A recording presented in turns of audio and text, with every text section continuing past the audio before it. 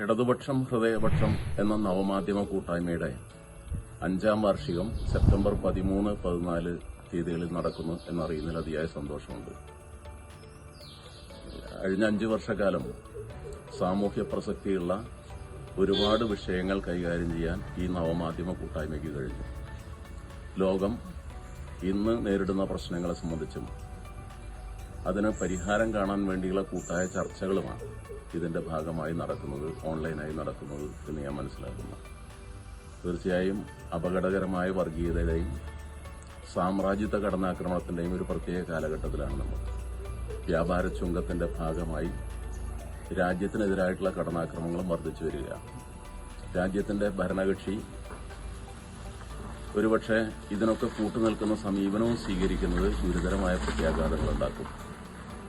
പഴയകാലത്ത് വാർത്താമാധ്യമങ്ങൾ എന്ന് പറയുന്ന ആ ശൃംഖല മാറി നവമാധ്യമം ഇന്ന് സാമൂഹ്യ മാറ്റത്തിനും വികാസത്തിനും ഒരുപാട് സംഭാവന ചെയ്യുന്ന ഒന്നാണ്.